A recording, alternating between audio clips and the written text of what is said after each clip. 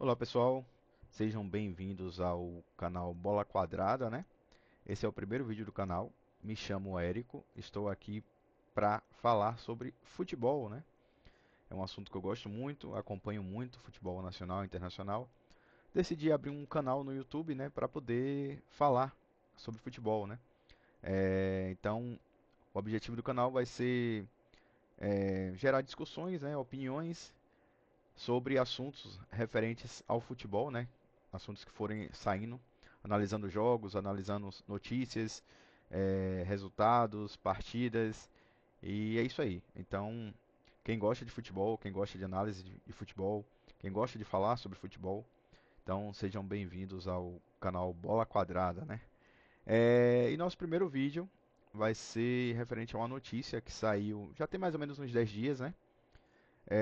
Que foi a lesão do meia Rodrigo do Real Madrid, né? Que era uma figurinha constante nas convocações e ele não vai poder jogar a Copa.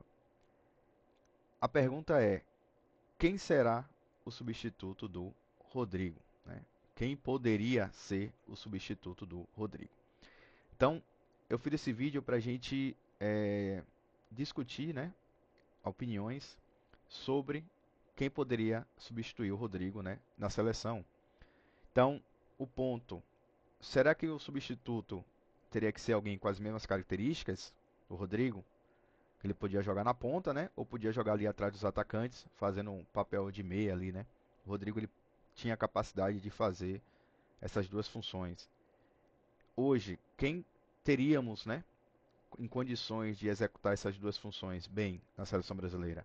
Ou aproveitaríamos, né, essa lesão de Rodrigo e convocaríamos outro jogador de outra posição, ok? Então hoje a gente vai falar um pouco disso e eu vou dar a minha opinião, né, a respeito dessa situação, ok? Vamos lá. A primeira opção que eu vejo, né, mas não como primeira na lista, digamos assim. Não é tipo assim a minha prioridade. É só na lista eu coloquei ele como primeiro, né? Mas ele não seria pelo menos particularmente a minha primeira opção. Seria o Paquetá. O Paquetá, ele é um jogador que ele faz essa função de meio de campo, né? Ele pode jogar como primeiro, como segundo volante e um pouco mais avançado, né? Armando o jogo, apesar de eu achar que ele não faz bem essa segunda função mais à frente, né? Para mim ele joga melhor como segundo volante, vindo com a bola de trás ali. Mas Paquetá, de um tempo para cá, ele caiu muito o futebol dele, né? Depois da polêmica das apostas lá na Inglaterra, ele teve um declínio técnico. Ele vem em um declínio técnico. O West Ham está lá brigando pelo rebaixamento, né? Na Inglaterra. E ele viu a chance dele de tentar recuperar o futebol vindo para o Brasil. O Flamengo fez uma oferta aí de 42 milhões de euros, né? Que eu acho uma loucura. Paquetá não vale nem metade disso. E veio para o Brasil. Então, ele está no Flamengo, maior time do Brasil, né? No momento. Elenco bilionário. Só que, depois que ele chegou, ele não conseguiu performar também no Flamengo, né? Ele não vem jogando bem, o Flamengo também não vem performando bem. Perdeu duas finais, né? Corinthians e o Lanús. Perdeu o técnico, né? Então, é... será que é um problema do time que afetou o Paquetá ou ele realmente continua na má fase dele, né? No declínio técnico que ele veio lá da Inglaterra, ok? Então, o Paquetá ele tem as características que poderia jogar ali no meio, né? Mas eu não vejo hoje o Paquetá com condições de estar na Copa do Mundo. Mas eu não duvido dele estar lá, até pelo time que ele joga, né? Ele veio para o Flamengo e o Flamengo é uma vitrine imensa, né? E eu acho que até pelo fato dessa mudança para o Flamengo na cabeça do Paquetá foi para com esse objetivo, né? De ser mais visto para que ele possa ter uma chance maior de estar na Copa, ok? Mas hoje, a convocação sendo hoje, eu não levaria o Paquetá, ok? Uma outra opção seria o Anthony, né? O Anthony, na minha visão, ele está um pouco acima do Paquetá hoje em relação à performance. O Anthony, ele estava voando no Ajax, né? E foi negociado com o United mas no United ele não performou bem, né? Com o Ten Hag e foi emprestado ao Betis. No United ele teve alguns probleminhas pessoais, né? Ele já deu entrevistas, né, na época dizendo que ele não estava bem, lá, com a cabeça boa no United e viu a chance de se mudar para o Betis como uma oportunidade de respirar novos ares. E funcionou. O Anthony hoje é destaque no Betis, né? Vem jogando bem no Betis. O Betis hoje está na quinta colocação do espanhol. Está brigando ali pelo G4, né? Chance de Betis ir para a Champions. Hoje, o Anthony, em 31 partidas, tem 19 participações em gols. Né? Então, um desempenho muito bom. E hoje é um dos destaques do Betis, né? Vem jogando bem, vem contribuindo, né? Com gols, com assistências. E na minha visão hoje, o Anthony está à frente do Paquetá. Mas o Anthony, ele só faz uma função. Ele joga aberto na ponta, né? E para essa posição o Brasil tem inúmeras opções, né? Então, o que pesa, eu acho que para o Anthony seria a posição que ele joga. Eu acho que o Ancelotti ele deve buscar alguém que jogue no meio, né? Porque pontas o Brasil tem de sobra aí, apesar de não estarem performando tão bem como o Martinelli, que vem jogando, oscilando reserva, titularidade lá no Arsenal. O Estevão, né, que também é a mesma coisa, entre reserva e titularidade no Chelsea, jogando, tá lesionado, vem jogando pouco, né, o Estevão. Tem o Vinícius Júnior, também muito bem, no Real Madrid, que não vem muito bem, diga-se de passagem, no Real Madrid. Melhorou um pouco agora nessas últimas rodadas, mas não vinha também tendo um bom desempenho. Então, pontas eu acho que o Brasil tem muitos, né? Tem o Rafinha ele tem a possibilidade de jogar também no meio. O Rafinha tem as características muito parecidas com o Rodrigo, né? Então, o que o Ancelotti pode fazer é trazer o Rafinha para jogar no meio, armando, né? Atrás dos atacantes e levar um ponta para substituir o Rafinha. Aí eu vejo uma chance para o Anthony estar lá, né? Na Copa do Mundo, ok? E temos uma outra opção, né? Que essa para mim não deveria nem estar em pauta, né?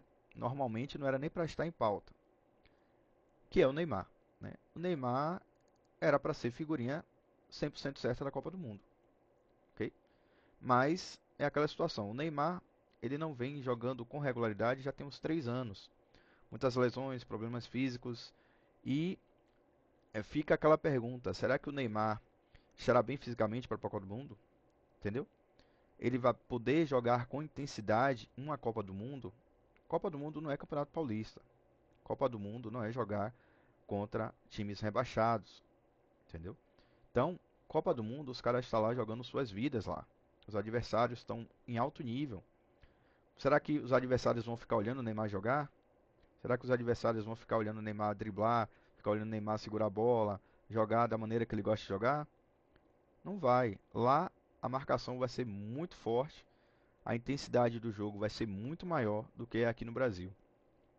Ele vai ter condições de segurar uma bola lá, de conduzir a bola, passar por dois jogadores, ou ele vai ser presa fácil para os jogadores adversários, entendeu? Fica sempre essa dúvida devido à intensidade física do Neymar.